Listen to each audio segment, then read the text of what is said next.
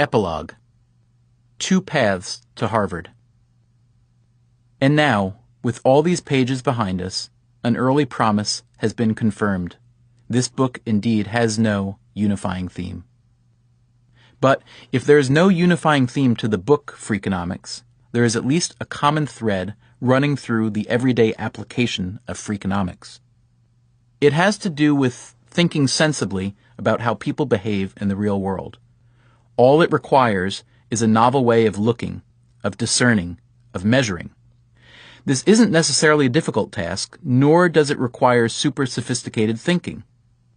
We have essentially tried to figure out what the typical gang member or sumo wrestler figured out on his own, although we had to do so in reverse. Will the ability to think such thoughts improve your life materially? Probably not. Perhaps you'll put up a sturdy gate around your swimming pool or push your real estate agent to work a little harder. But the net effect is likely to be more subtle than that. You might become more skeptical of the conventional wisdom. You may begin looking for hints as to how things aren't quite what they seem. Perhaps you'll even seek out some trove of data and sift through it, balancing your intelligence and your intuition to arrive at a glimmering new idea. Some of these ideas might make you uncomfortable, even unpopular. To claim that legalized abortion resulted in a massive drop in crime will inevitably lead to explosive moral reactions. But the fact of the matter is that Freakonomics-style thinking simply doesn't traffic in morality.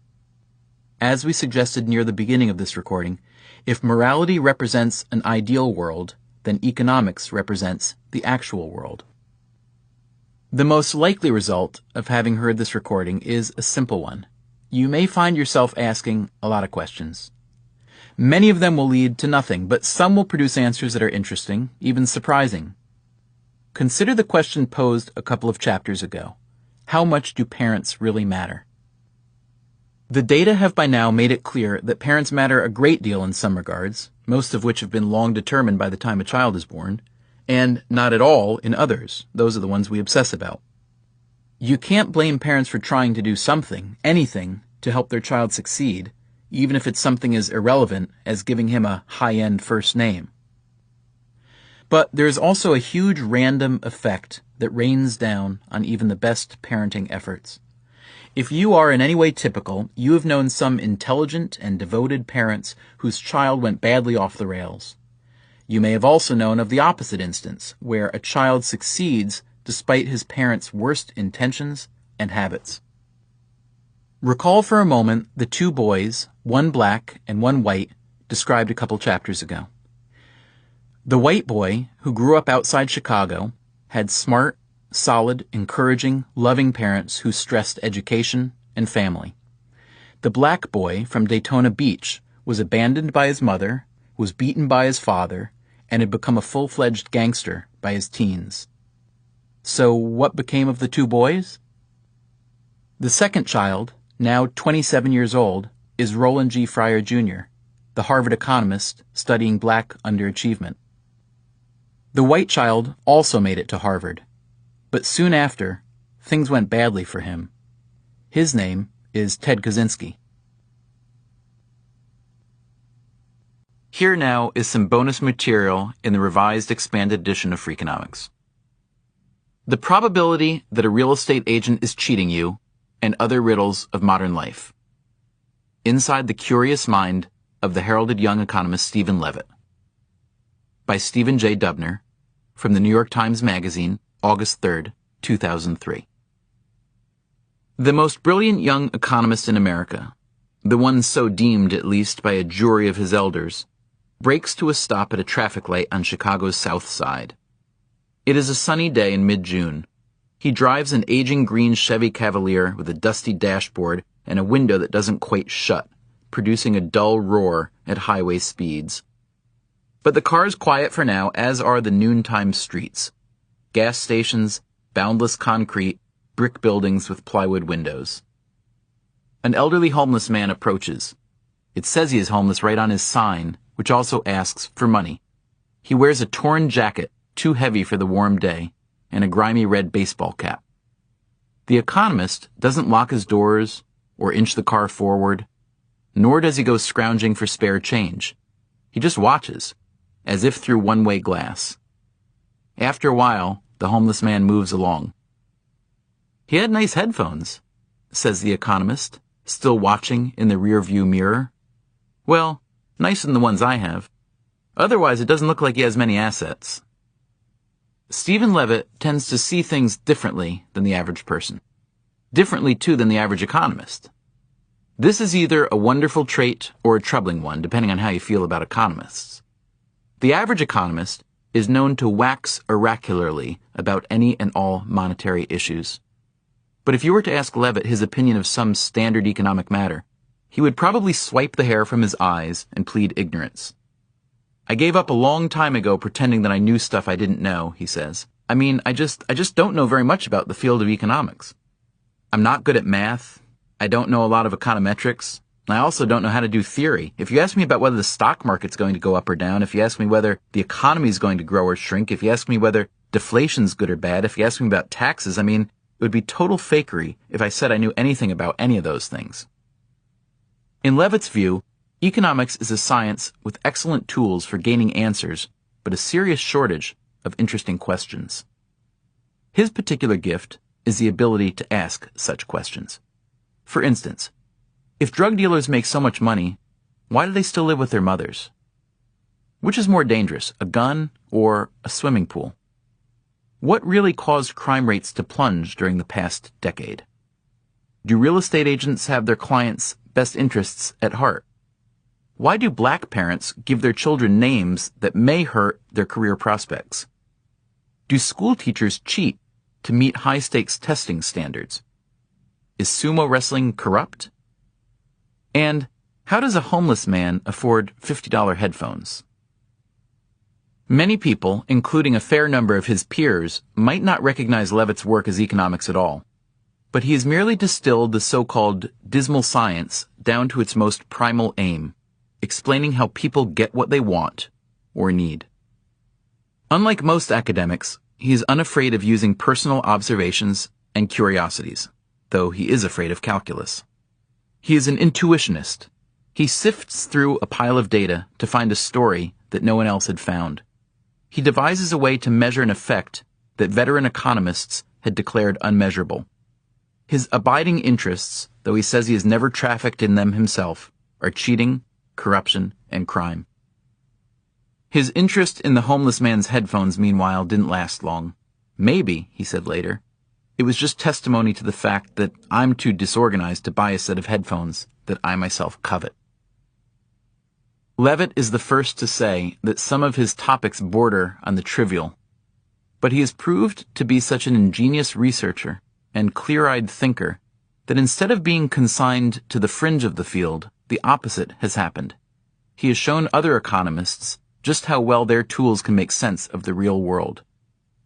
Levitt is considered a demigod, one of the most creative people in economics and maybe in all social science, says Colin Kammerer, an economist at the California Institute of Technology. He represents something that everyone thinks they will be when they go to grad school in econ, but usually they have the creative spark bored out of them by endless math, namely, a kind of intellectual detective trying to figure stuff out. Levitt is a populist in a field that is undergoing a bout of popularization. Undergraduates are swarming the economics departments of elite universities. Economics is seen as the ideal blend of intellectual prestige, it does offer a Nobel after all, and practical training for a high-flying finance career, unless, like Levitt, you choose to stay in academia. At the same time, economics is ever more visible in the real world, thanks to the continuing fetishization of the stock market and the continuing fixation with Alan Greenspan. The greatest change, however, is within the scholarly ranks. Microeconomists are gaining on the macro crowd, empiricists gaining on the theorists. Behavioral economists have called into doubt the very notion of homo economicus, the supposedly rational decision-maker in each of us. Young economists of every stripe are more inclined to work on real-world subjects and dip into bordering disciplines, psychology, criminology, sociology, even neurology, with the intent of rescuing their science from its slavish dependence upon mathematical models. Levitt fits everywhere and nowhere. He is a noetic butterfly that no one has pinned down. He was once offered a job on the Clinton economic team, and the Bush campaign approached him about being a crime advisor. But he's widely appreciated. Steve isn't really a behavioral economist, but they'd be happy to have him, says Austin Goolsby, who teaches economics at the University of Chicago's Graduate School of Business.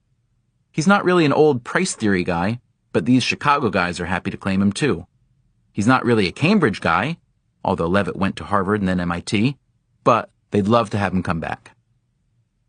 He has critics, to be sure. Daniel Hammermesh, a prominent labor economist at the University of Texas, has taught Levitt's paper, The Impact of Legalized Abortion on Crime, to his undergraduates. I've gone over this paper in draft, in its printed version at great length, and for the life of me, I can't see anything wrong with it, Hammermesh says. On the other hand, I don't believe a word of it. And his stuff on sumo wrestlers, well, this is not exactly fundamental, unless you're Japanese and weigh 500 pounds. But at 36, Levitt is a full professor in the University of Chicago's economics department, the most legendary program in the country. He received tenure after only 2 years. He is an editor of the Journal of Political Economy, a leading journal in the field, and the American Economic Association recently awarded Levitt its John Bates Clark Medal, given biennially to the country's best economist under 40. He is a prolific and diverse writer, but his paper linking a rise in abortion to a drop in crime has made more noise than the rest combined. Levitt and his co-author, John Donahue of Stanford Law School, argued that as much as 50% of the huge drop in crime since the early 1990s can be traced to Roe v. Wade. Their thinking goes like this. The women most likely to seek an abortion, poor, single, black, or teenage mothers, were the very women whose children, if born, have been shown most likely to become criminals. But since those children weren't born, crime began to decrease during the years they would have entered their criminal prime. In conversation, Levitt reduces this theory to a tidy syllogism. Unwantedness leads to high crime. Abortion leads to less unwantedness. Abortion leads to less crime. Levitt had already published widely about crime and punishment. One paper he wrote as a graduate student is still regularly cited. His question was disarmingly simple. Do more police translate into less crime? The answer would seem obvious, yes, but had never been proved. Since the number of police officers tends to rise along with the number of crimes, the effectiveness of the police was tricky to measure. Levitt needed a mechanism that would unlink the crime rate from police hiring. He found it within politics. He noticed that mayors and governors running for re-election often hire more police officers. By measuring those police increases against crime rates, he was able to determine that additional officers do indeed bring down violent crime. That paper was later disputed. Another graduate student found a serious mathematical mistake in it, but Levitt's ingenuity was obvious. He began to be acknowledged as a master of the simple, clever solution. He was the guy who, in the slapstick scene, sees all the engineers futzing with a broken machine and then realizes that no one has thought to plug it in. Arguing that police help deter crime didn't make Levitt any enemies. Arguing that abortion deterred crime was another matter. In the abortion paper, published in 2001, he and Donahue warned that their findings should not be seen, quote, as either an endorsement of abortion or a call for intervention by the state in the fertility decisions of women. They suggested that crime might just as easily be curbed by, in their words, providing better environments for those children at greatest risk for future crime. Still, the very topic managed to offend nearly everyone. Conservatives were enraged that abortion could be construed as a crime-fighting tool. Liberals were aghast that poor and black women were singled out. Economists grumbled that Levitt's methodology was not sound. A syllogism, after all, can be a magic trick. All cats die. Socrates died. Therefore, Socrates was a cat. I think he's enormously clever in so many areas, focusing very much on the issue of reverse causality, says Ted Joyce, an economist at Baruch College who has written a critical response to the abortion paper. But in this case, I think he ignored it or didn't tend to it well enough. As the news media gorged on the abortion crime story, Levitt came under direct assault. He was called an ideologue by conservatives and liberals alike, a eugenicist, a racist, and downright evil. In reality, he seems to be very much none of these. He has little taste for politics and less for moralizing. He is genial, low-key and unflappable, confident but not cocky. He is a respected teacher and colleague. He is a sought-after collaborator who, because of the breadth of his curiosities, often works with scholars outside his field, another rarity for an economist. I hesitate to use these words, but Steve is a con man, in the best sense, says Sudhir Venkatesh, a sociologist at Columbia University. He's the Shakespearean jester. He'll make you believe his ideas were yours. Venkatesh was Levitt's co-author on an economic analysis of a drug-selling gang's finances, which found that the average street dealer lives with his mother because the take-home pay is, frankly, terrible. The paper analyzed one crack gang's financial activities as if it were any corporation. It was Venkatesh who procured the data from a former gang member. Such a thing had never been tried. This lack of focus, Levitt deadpanned in one version of the paper, is perhaps partly attributable to the fact that few economists have been involved in the study of gangs. Levitt speaks with a boyish lisp. His appearance is high nerd, a plain button-down shirt, nondescript khakis, and a braided belt, sensible shoes. His pocket calendar is branded with the National Bureau of Economic Research logo. I wish he would get more than 3 haircuts a year, his wife Jeanette says, and that he wasn't still wearing the same glasses he got 15 years ago, which weren't even in fashion then. He was a good golfer in high school, but has so physically atrophied that he calls himself the weakest human being alive, and he asks Jeanette to open jars around the house. There is nothing in his appearance or manner, in other words, that suggests a flamethrower. He will tell you that all he does is sit at his desk day and night, wrestling with some strange mountain of data. He will tell you that he would do it free. His salary is reportedly more than $200,000, and you tend to believe him. He may be an accidental provocateur, but he's a provocateur nonetheless. He takes particular delight in catching wrongdoers. In one paper, he devised a set of algorithms that could identify teachers in the Chicago public school system who were cheating. Cheating classrooms will systematically differ from other classrooms along a number of dimensions, he and his co-author, Brian Jacob of the Kennedy School of Government, wrote in Catching Cheating Teachers. For instance, students in cheating classrooms are likely to experience unusually large test score gains in the year of the cheating, followed by unusually small gains or even declines in the following year when the boost attributable to cheating disappears. Levitt used test score data from the Chicago schools that had long been available to other researchers. There were a number of ways he realized that a teacher could cheat. If she were particularly brazen and stupid, she might just give students the correct answers. Or, after the test, she might actually erase students' wrong answers and fill in correct ones. A sophisticated cheater would be careful to avoid conspicuous blocks of identical answers. But Levitt was more sophisticated. The first step in analyzing suspicious strings is to estimate the probability each child would give a particular answer on each question, he wrote.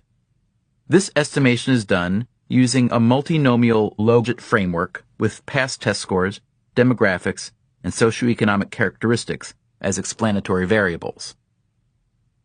So, by measuring any number of factors, the difficulty of a particular question, the frequency with which students got hard questions right and easy ones wrong, the degree to which certain answers were highly correlated in one classroom, Levitt identified which teachers he thought were cheating. Perhaps just as valuable, he was also able to identify the good teachers. The Chicago school system, rather than disputing Levitt's findings, invited him into the schools for retesting. As a result, the cheaters were fired.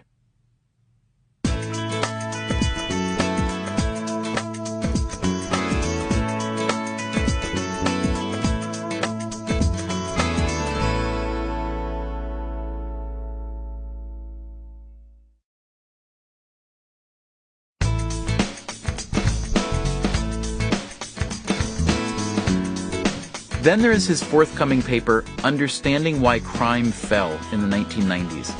4 factors that explain the decline, and 7 that do not.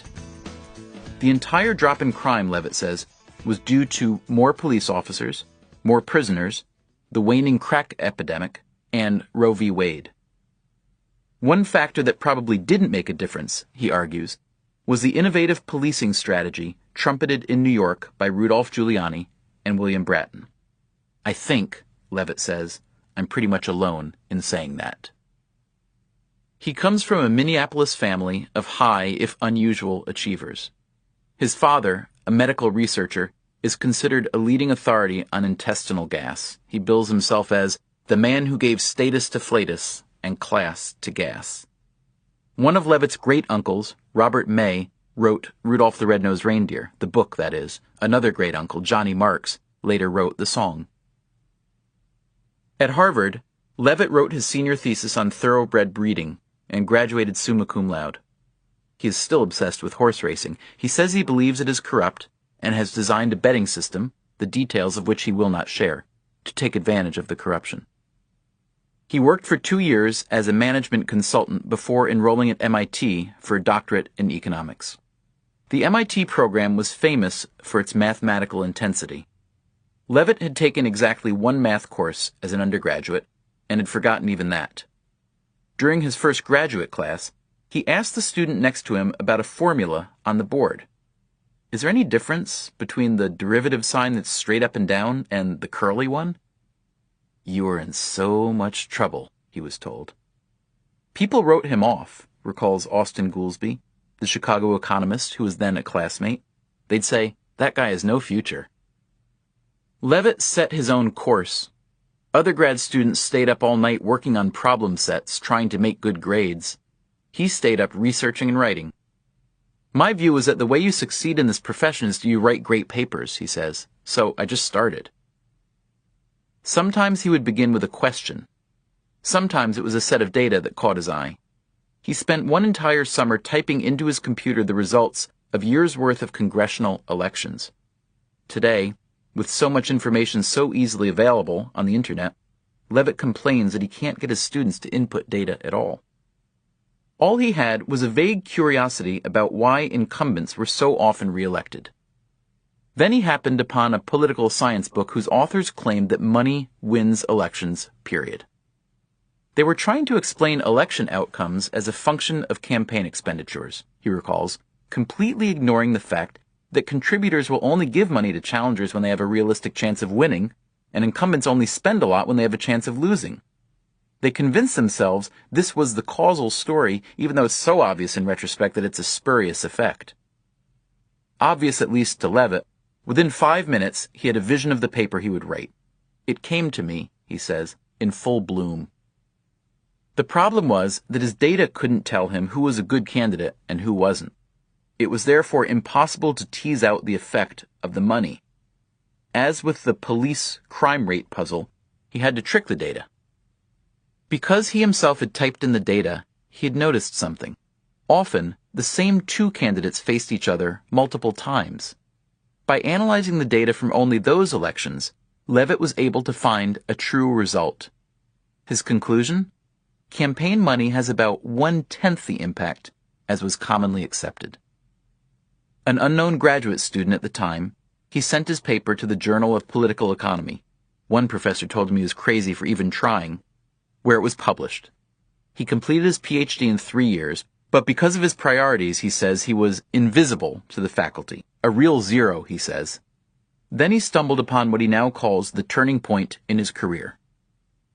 He had an interview for the Society of Fellows, the venerable intellectual Harvard clubhouse that pays young scholars to do their own work for 3 years with no commitments. Levitt felt he didn't stand a chance. For starters, he didn't consider himself an intellectual. He would be interviewed over dinner by the senior fellows, a collection of world-renowned philosophers, scientists, and historians. He worried he wouldn't have enough conversation for even the first course. Instead, he was on fire. Whatever subject came up, the brain, ants, philosophy, he just happened to remember something pithy he'd read. His wit crackled as it had never crackled before.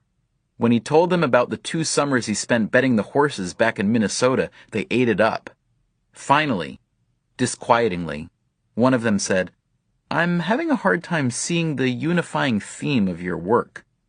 Could you explain it?" Levitt was stymied. He had no idea what his unifying theme was, or even if he had one. Amartya Sen, the future Nobel-winning economist, jumped in and neatly summarized what he saw as Levitt's theme. "Yes," Levitt said eagerly, "that's my theme." Another fellow then offered another theme. "You're right," Levitt said, "that's my theme." And so it went, like dogs tugging at a bone, until the philosopher Robert Nozick interrupted. If Levitt could have been said to have an intellectual hero, it would be Nozick. "How old are you, Steve?" Nozick asked. 26. Nozick turned to the other fellows. "He's 26 years old. Why does he need to have a unifying theme?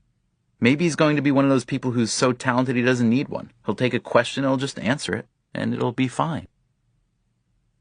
The University of Chicago's economics department had a famous unifying theme, the gospel of free markets, with a conservative twist, and would therefore not have seemed the most likely fit for Levitt. As he sees it, Chicago is about theory, deep thinking, and big ideas, while he is about empiricism, clever thinking, and cute but ultimately insubstantial ideas. But Chicago also had Gary Becker. To Levitt, Becker is the most influential economist of the past 50 years. Long before it was fashionable, Becker brought microeconomic theory to offbeat topics, the family and crime in particular. For years, Becker was demonized. A single phrase like "the price of children" would set off untold alarms. "I took a lot of heat over my career from people who thought my work was silly or irrelevant or not economics," Becker says today. But Chicago supported him. He persevered, winning the Nobel Prize in 1992, and he became Stephen Levitt's role model. Becker told Levitt that Chicago would be a great environment for him. "Not everybody agrees with all your results," he said, "but we agree what you're doing is very interesting work and will support you in that." Levitt soon found that the support at Chicago went beyond the scholarly. The year after he was hired, his wife gave birth to their first child, Andrew. One day, just after Andrew turned a year old, he came down with a slight fever. The doctor diagnosed an ear infection. When he started vomiting the next morning, his parents took him to the hospital. A few days later, he was dead of pneumococcal meningitis. Amid the shock and grief, Levitt had an undergraduate class that needed teaching. It was Gary Becker, a Nobel laureate nearing his 70th birthday, who sat in for Levitt. Another colleague, D. Gale Johnson, sent a condolence card that Levitt still quotes from memory.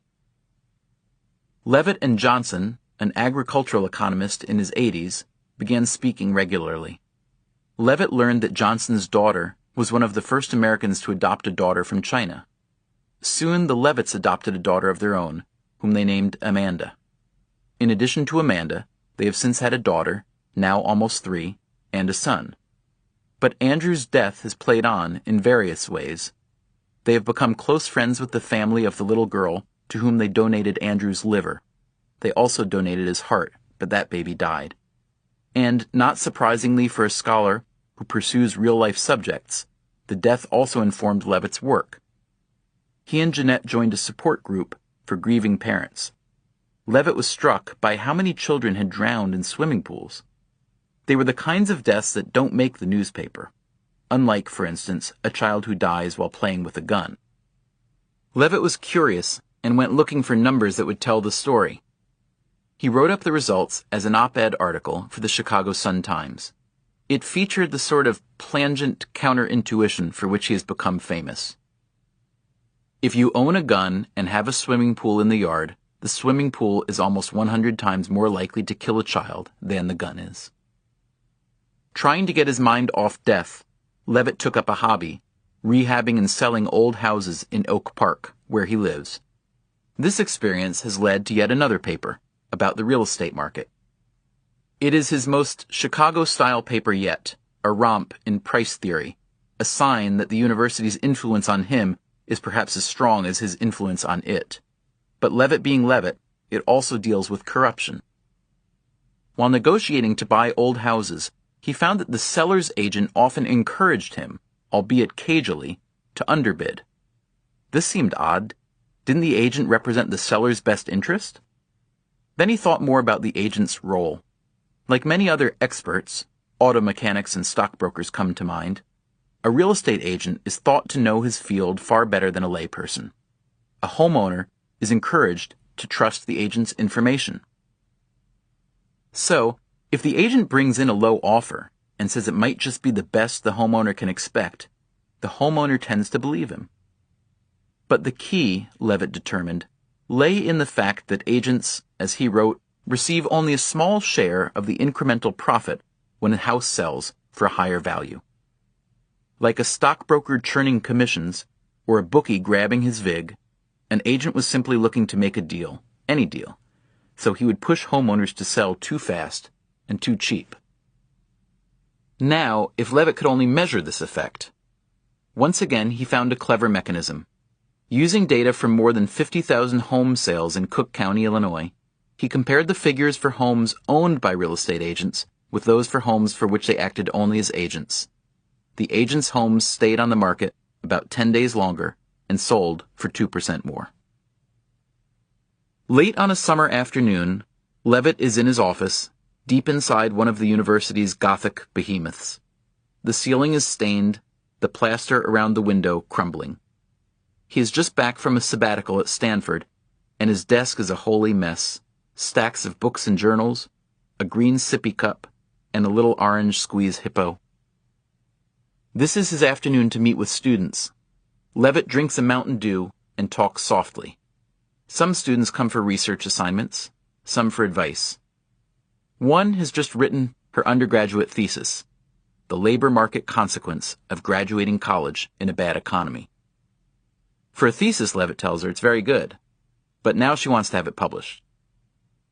You write like a college student, and that's a problem, he says. The thing is, you're telling a story. There's foreshadowing going on, all those tricks. You want the reader going down a particular path, so when they get the results, they understand them and believe them. But you also want to be honest about your weaknesses. People are much less harsh on weaknesses that are clear than weaknesses that are hidden, as they should be. Be honest about your weaknesses. Has there ever been a prize-winning scholar as honest about his weaknesses as Stephen Levitt? He doesn't understand economics, he claims, or math. He's a little thinker in a world of big thinkers. Can't even open a jar of spaghetti sauce at home, the poor guy. Friends say that Levitt's self-deprecation is as calculated as it is genuine. Within academia, economists take pride in being the most cutthroat of a cutthroat breed. Anyone who writes papers on the weakest link, contestants discriminate against Latino and elderly peers, Levitt concluded, but not blacks or women, and sumo wrestling, to best manage their tournament rankings, wrestlers often conspire to throw matches, had better not also be arrogant. Or maybe it is not self-deprecation at all. Maybe it is self-flagellation. Maybe what Stephen Levitt really wants is to graduate from his silly and trivial and shallow topics. He thinks he's on to something with a new paper about black names. He wants to know if someone with a distinctly black name suffers an economic penalty. His answer, contrary to other recent research, is no. But now he has a bigger question. Is black culture a cause of racial inequality, or is it a consequence? For an economist, even for Levitt, this is new turf, quantifying culture, he calls it. As a task, he finds it thorny, messy, perhaps impossible, and deeply tantalizing. Driving home to Oak Park that evening, his Cavalier glumly thrumming along the Eisenhower Expressway, Levitt dutifully addresses his future. Leaving academia for a hedge fund or a government job does not interest him, though he might on the side start a company to catch cheating teachers. He is said to be at the top of every economics department's poaching list, but the tree that he and Jeanette planted when Andrew died is getting too big to move. You get the feeling he may stay at Chicago a while. There are important problems, he says, that he feels ready to address. For instance, tax evasion, he says, money laundering. I'd like to put together a set of tools that lets us catch terrorists. I mean, that's the goal. I don't necessarily know yet how I'd go about it, but given the right data, I have little doubt that I could figure out the answer. It might seem absurd for an economist to dream of catching terrorists, just as it must have seemed absurd if you were a Chicago school teacher, called into an office and told that, the algorithms designed by that skinny man with thick glasses had determined that you are a cheater, and that you are being fired. Stephen Levitt may not fully believe in himself, but he does believe in this.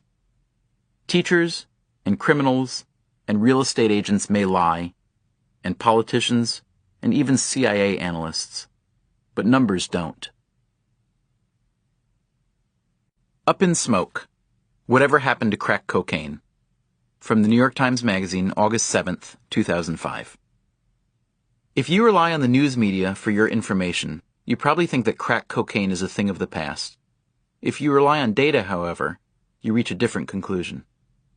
Measuring the use and impact of a drug like crack isn't easy. There's no government website to provide crack data, and surveying dealers is bound to be pretty unreliable. So how can you get to the truth of crack use? One way is to look at a variety of imperfect but plausible proxies, including cocaine arrests, emergency room visits, and deaths.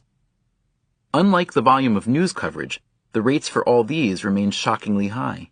Cocaine arrests, for instance, have fallen only about 15% since the crack boom of the late 1980s. Cocaine-related deaths are actually higher now. So are the number of emergency room visits due to cocaine. When combined in a sensible way, these proxies can be used to construct a helpful index of crack cocaine. And what does this index reveal? It says that crack use was non-existent until the early 1980s and spiked like mad in 1985, peaking in 1989. It says that it arrived early on the West Coast, but became most prevalent in the cities of the Northeast and Middle Atlantic states, and that it produced a remarkable level of gun violence, particularly among young black men, who made up the bulk of street-level crack dealers. During the crack boom, the homicide rate among 13 to 17-year-old blacks more than quadrupled. But perhaps the biggest surprise in the crack index is the fact that as of 2000, the most recent year for which the index data are available, Americans were still smoking about 70% as much crack as they smoked when consumption was at its peak. If so much crack is still being sold and bought, why aren't we hearing about it? Well, because crack-associated violence has largely disappeared, and it was the violence that made crack most relevant to the middle class. What made the violence go away? Simple economics. Urban street gangs were the main distributors of crack cocaine. In the beginning, demand for their product was phenomenal, and so were the potential profits. Most crack killings, it turns out, were not a result of some crackhead sticking up a grandmother for drug money, but rather one crack dealer shooting another, and perhaps a few bystanders, in order to gain turf. But the market changed fast. The destructive effects of the drug became apparent. Young people saw the damage that crack inflicted on older users and began to stay away from it. One recent survey showed that crack use is now 3 times as common among people in their late 30s as it is among those in their late teens and early 20s. As demand fell, price wars broke out, driving down profits. And as the amount of money at stake grew smaller, the violence also dissipated. Young gang members are still selling crack on street corners, but when a corner becomes less valuable, there is less incentive to kill or be killed for it. So how can it be that crack consumption is still so high? Part of the answer may have to do with geography. The index shows that consumption is actually up in states far from the coasts, like Arizona, Minnesota, Colorado, and Michigan. But the main answer lies in the same price shift that made the crack trade less violent. The price has fallen about 75% from its peak, which has led to an interesting consumption pattern. There are far fewer users today, but they are each smoking more crack.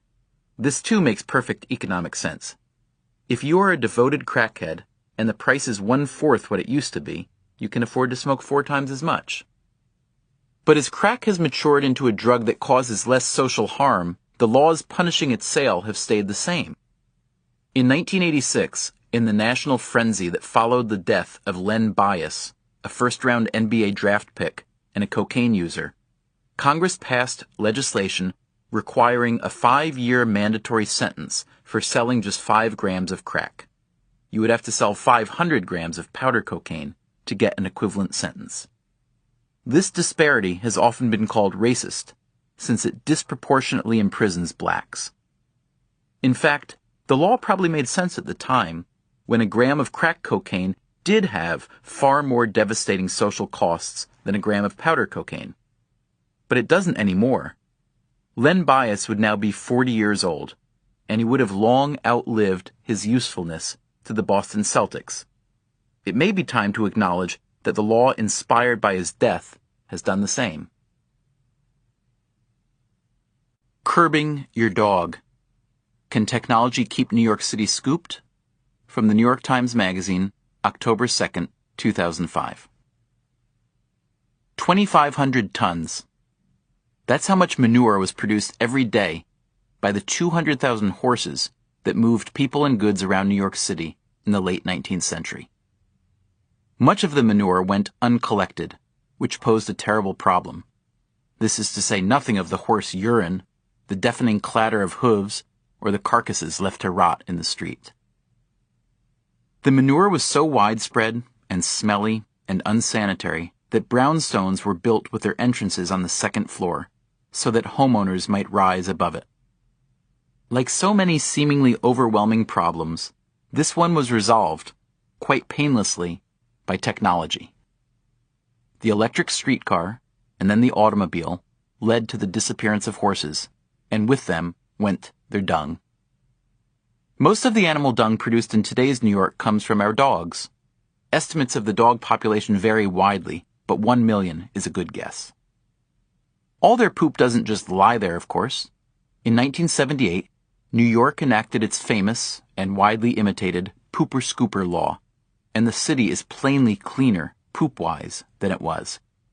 But, with a fine of just $50 for the first offense, the law doesn't provide much financial incentive to pick up after your dog. Nor does it seem to be vigorously enforced. Let's pretend that 99% of all dog owners do obey the law. That still leaves 10,000 dogs whose poop is left in public spaces each day. Over the last year, the city ticketed only 471 dog waste violations, which suggests that the typical offender stands a roughly 1 in 8,000 chance of getting a ticket. So here's the puzzle. Why do so many people pick up after their dogs? This would seem to be a case in which social incentives, the hard glare of a passerby, and the offender's feelings of guilt, are at least as powerful as financial and legal incentives. If social forces get us most of the way there, how do we deal with the occasional miscreant who fails to scoop? After all, a walk through just about any New York neighborhood confirms that compliance with the law is hardly complete. The Parks Department, meanwhile, which conducts regular cleanliness checks of parks and playgrounds, says that dog poop accounts for 20% of its cleanliness failures. Dog poop is plainly far less of a nuisance than horse manure ever was, but if you are, say, a parent who walks 2 kids to school every day and tries to keep all 3 of you from experiencing that telltale soft smush of a misstep, it is a nuisance nonetheless. With horses, the solution was simply to eliminate them. Might there be a way to get rid of dog poop without getting rid of the dogs? It might help for a moment to think of a dog as if it were a gun. Using laws to eliminate guns has proved extremely difficult. A given gun lasts a very long time, and as with dogs, guns are widely loved. But getting rid of guns should never have been the point of gun control. The point, rather, ought to be getting rid of the misuse of guns, that is, the use of guns in crimes. Consequently, the most successful policies are those that directly punish misuse, like mandatory prison sentences for any crime involving a gun. In California and elsewhere, such measures have substantially reduced gun crime.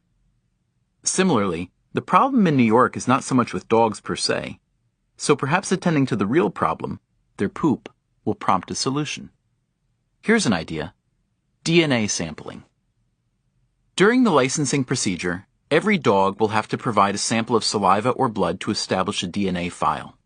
Then, whenever a pile of poop is found on the sidewalk, a sample can be taken to establish the offender's DNA. Because stomachs and intestinal walls shed so many cells, poop is in fact a robust DNA source. During a murder trial in Indiana in 2002, the defendant was convicted in large part because the dog poop in his sneaker tread linked him to the scene of the crime.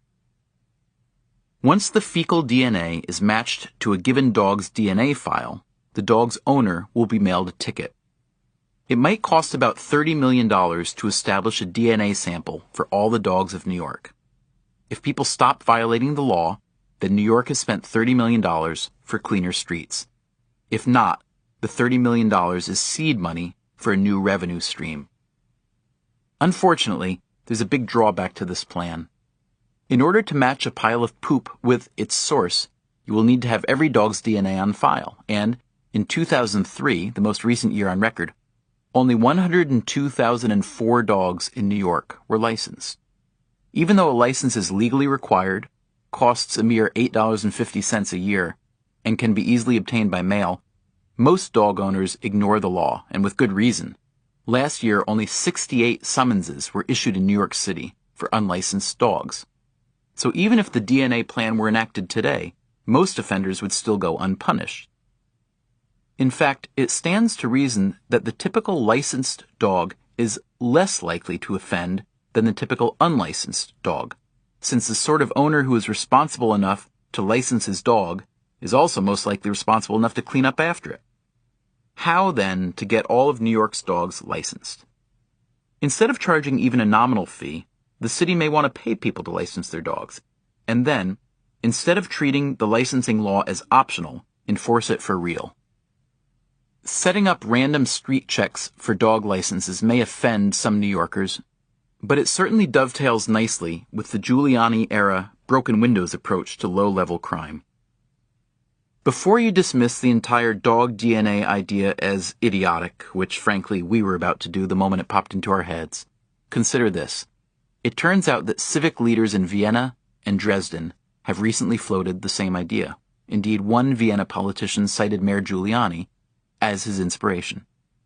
Closer to home, an 8th grade girl in Hoboken, New Jersey, has also proposed the DNA solution. During a meeting last year of the Hoboken City Council, Lauren Mecca, the daughter of a police captain, argued her dog poop case. While adults like yourselves are appalled and disgusted by the sight of the uncollected dog poop that adorns our parks and sidewalks, it is children like myself and younger who run the greater risk of contact and exposure. We are the ones who ride our bikes, throw our balls, and roll our blades on the city's sidewalks. And we're the ones who have our picnics, stage our adventures, and carry out our dragon-slaying fantasies on our park's grassy lawns. The council, Mecca says today, didn't seem to take her proposal seriously. Why?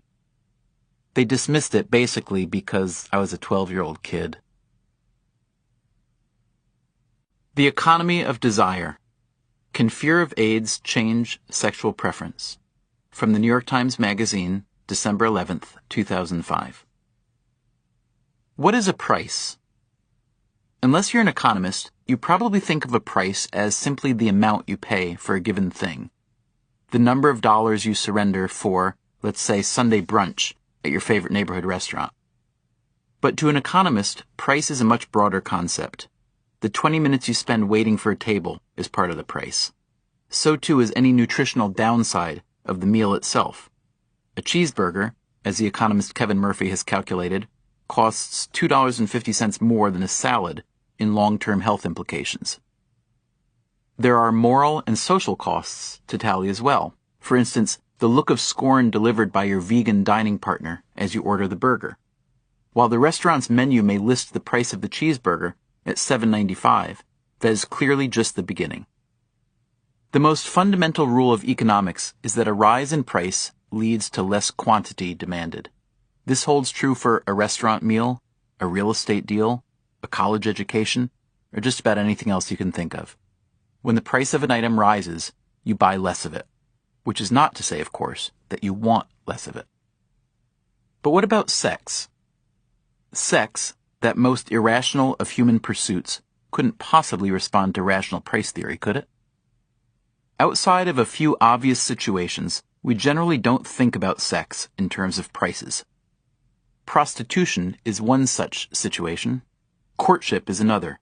Certain men seem to consider an expensive dinner a prudent investment in pursuit of a sexual dividend.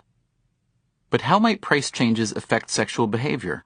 And might those changes have something to tell us about the nature of sex itself? Here is a stark example. A man who is sent to prison finds that the price of sex with a woman has spiked, talk about a supply shortage, and he becomes much more likely to start having sex with men. The reported prevalence of oral sex among affluent American teenagers would also seem to illustrate price theory. Because of the possibility of disease or pregnancy, intercourse is expensive, and it has come to be seen by some teenagers as an unwanted and costly pledge of commitment. In this light, oral sex may be viewed as a cheaper alternative. In recent decades, we have witnessed the most exorbitant new price associated with sex, the HIV virus. Because AIDS is potentially deadly, and because it can be spread relatively easily by sex between two men, the onset of AIDS in the early 1980s caused a significant increase in the price of gay sex. Andrew Francis, a graduate student in economics at the University of Chicago, has tried to affix a dollar figure to this change. Setting the value of an American life at $2 million, Francis calculated that in terms of AIDS-related mortality, it cost $1,923.75 in 1992, the peak of the AIDS crisis, for a man to have unprotected sex once with a random gay American man, versus less than $1 with a random woman. While the use of a condom greatly reduces the risk of contracting AIDS, a condom is, of course, yet another cost associated with sex. In a study of Mexican prostitution, the Berkeley economist Paul Gertler and two co-authors showed that when a client requested sex without a condom, a prostitute was typically paid a 24% premium over her standard fee. Francis, in a draft paper titled The Economics of Sexuality, tries to go well beyond dollar figures. He puts forth an empirical argument that may fundamentally challenge how people think about sex. As with any number of behaviors that social scientists try to measure, sex is a tricky subject. But Francis discovered a data set that offered some intriguing possibilities. The National Health and Social Life Survey, sponsored by the U.S. government and a handful of foundations, asked almost 3,500 people a rather astonishing variety of questions about sex, the different sexual acts received and performed and with whom and when, questions about sexual preference and identity, whether they knew anyone with AIDS. As with any self-reported data, there was the chance that the survey wasn't reliable, but it had been designed to ensure anonymity and generate honest replies. The survey was conducted in 1992, when the disease was much less treatable than it is today. Francis first looked to see if there was a positive correlation between having a friend with AIDS and expressing a preference for homosexual sex. As he expected, there was. After all, people pick their friends, Francis says, and homosexuals are more likely to have other homosexuals as friends. But you don't get to pick your family. So Francis next looked for a correlation between having a relative with AIDS and expressing a homosexual preference. This time, for men, the correlation was negative. This didn't seem to make sense. Many scientists believe that a person's sexual orientation is determined before birth, a function of genetic fate. If anything, people in the same family should be more likely to share the same orientation. Then, Francis says, I realized, oh my God, they were scared of AIDS. Francis zeroed in on this subset of about 150 survey respondents who had a relative with AIDS. Because the survey compiled these respondents' sexual histories, as well as their current answers about sex, it allowed Francis to measure, albeit crudely, how their lives may have changed as a result of having seen up close the costly horrors of AIDS. Here's what he found. Not a single man in the survey who had a relative with AIDS said he had had sex with a man in the previous 5 years. Not a single man in that group declared himself to be attracted to men or to consider himself homosexual. Women in that group also shunned sex with men. For them, rates of recent sex with women and of declaring homosexual identity and attraction were more than twice as high as those who did not have a relative with AIDS. Because the sample size was so small, simple chance suggests that no more than a handful of men in a group that size would be attracted to men. It is hard to reach definitive conclusions from the survey data. Obviously, not every single man changes his sexual behavior or identity when a relative contracts AIDS. But, taken as a whole, the numbers in Francis's study suggest that there may be a causal effect here, that having a relative with AIDS may change not just sexual behavior, but also self-reported identity and even desire. In other words, sexual preference, while perhaps largely predetermined, may also be subject to the forces more typically associated with economics than biology. If this turns out to be true, it would change the way that everyone, scientists, politicians, theologians, thinks about sexuality. But it probably won't much change the way economists think. To them, it has always been clear. Whether we like it or not, everything has its price. Filling in the tax gap. Why Americans should be clamoring for the IRS to do more audits, not fewer. From the New York Times Magazine, April 2nd, 2006. This is a time of year when American citizens inevitably think about the Internal Revenue Service and, also inevitably, about how deeply they hate it. But most people who hate the IRS probably do so for the wrong reasons. They think it is a tough and cruel agency, but in fact, it is not nearly as tough and cruel as it should be. The first thing to remember is that the IRS doesn't write the tax code. The agency is quick to point its finger at the true villain. In the United States, the Congress passes tax laws and requires taxpayers to comply, its mission statement says. The IRS role is to help the large majority of compliant taxpayers with the tax law, while ensuring that the minority who are unwilling to comply pay their fair share.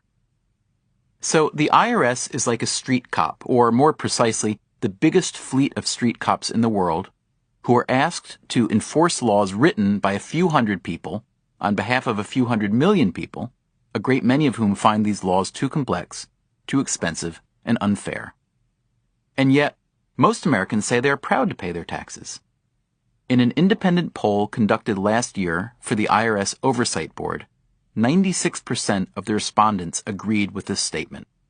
It is every American's civic duty to pay their fair share of taxes. And 93% agreed that everyone, quote, who cheats on their taxes should be held accountable.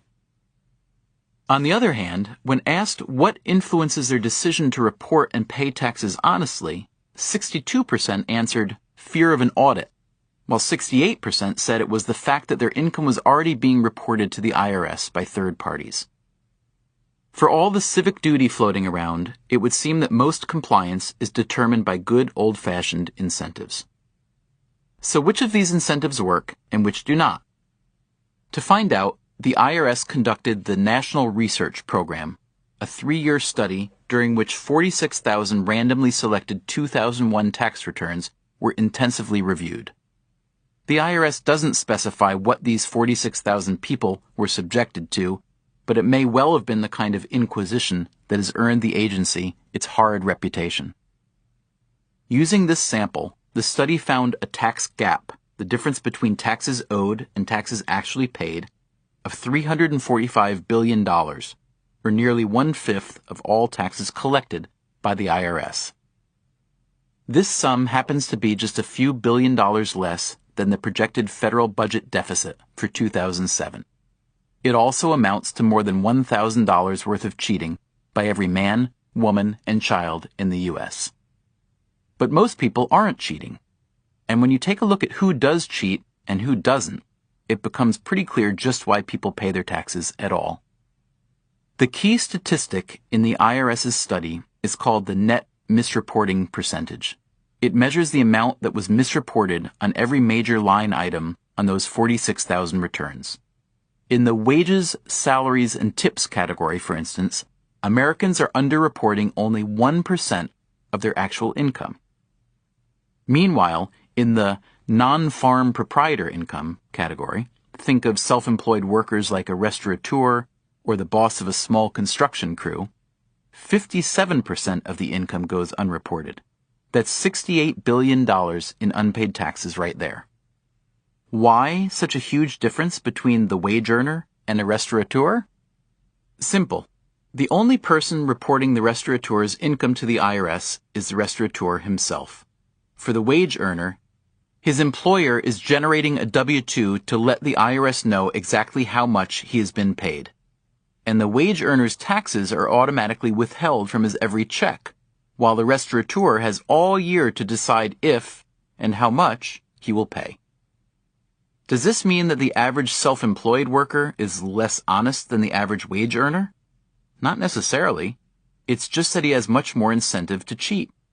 He knows that the only chance the IRS has of learning his true income and expenditures is to audit him. And all he has to do is look at the IRS's infinitesimal audit rate.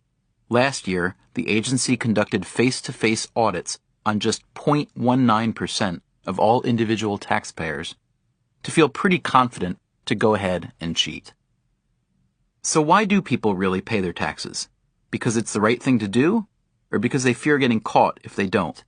It sure seems to be the latter.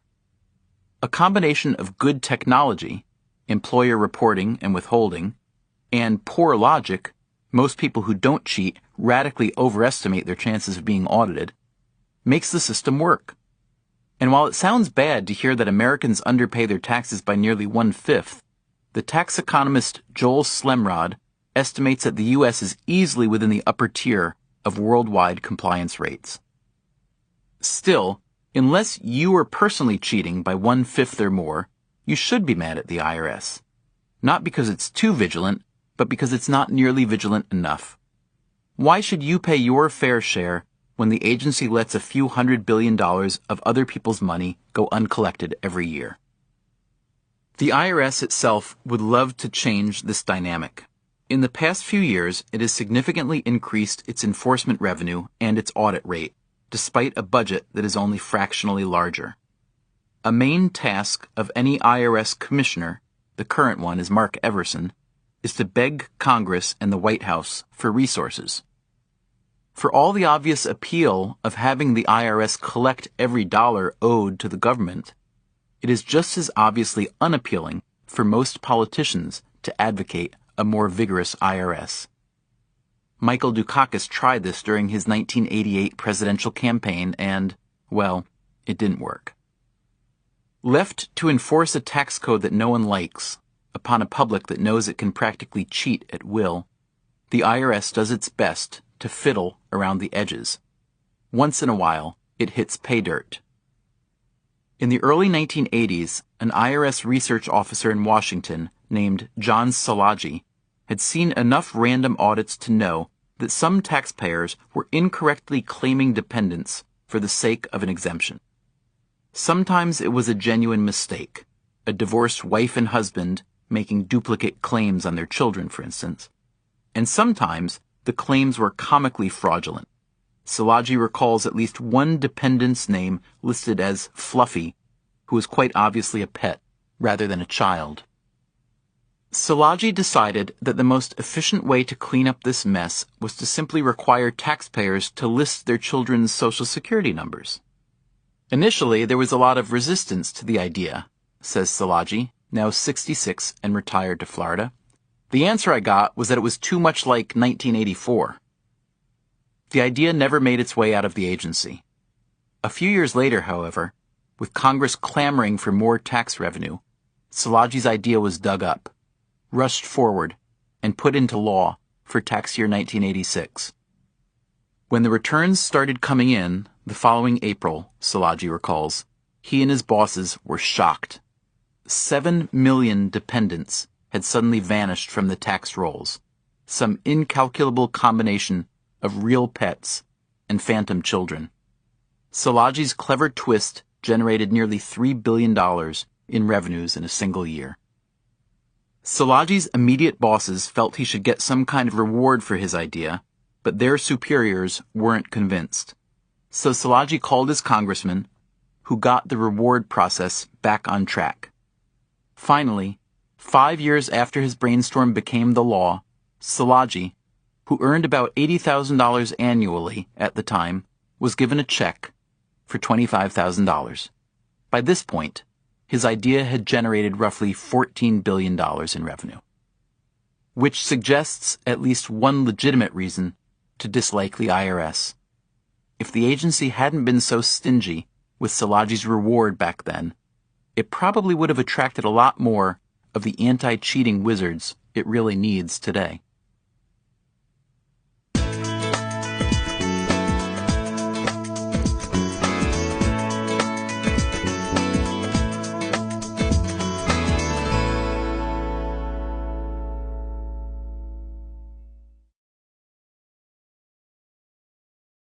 Hello, this is Cherry Jones, Tony Award-winning actress and narrator of the Little House on the Prairie audiobooks. As an audiobook listener, you know the pleasure of being captivated by a well-told story. You may not know that children who listen to audiobooks enjoy academic benefits as well. Hearing stories read aloud helps children reinforce important fundamental elements of reading readiness and reading comprehension, two key elements of overall success in school. When children listen to recorded stories, they hear and learn new vocabulary, and they practice active listening skills. Children can also listen up. Advanced readers can find challenging and complex stories. Delayed readers can listen and enjoy the story as a whole before breaking it down into smaller pieces. For all children, hearing a good book encourages a lifelong love of literature and reading. So, when you consider what to listen to next, why not also think about the pint-sized listeners in your life and select from one of the many available children's audiobooks? This recording was produced and directed by Rick Harris. It was edited by Valerie Raytron and Fred Koch. It was mixed and mastered by Richard Romaniello and Lance Neal. We hope you've enjoyed this program from Harper Audio. Audible hopes you have enjoyed this program.